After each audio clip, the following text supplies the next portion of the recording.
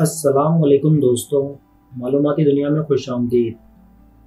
حضرت ابو ہریرہ رضی اللہ تعالیٰ عنہ سے مروی ہے، ایک آدمی نے عرض کیا، یا رسول اللہ صلی اللہ علیہ وآلہ وسلم، میرا ایک پڑوسی ہے جو مجھے بہت تکلیف پہنچاتا ہے۔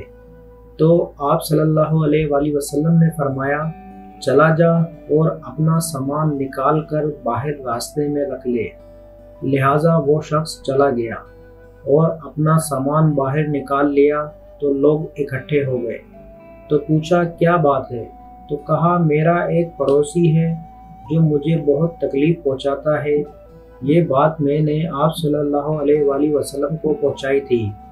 تو آپ صلی اللہ علیہ وآلہ وسلم نے فرمایا، جا اپنا سامان باہر نکال لے۔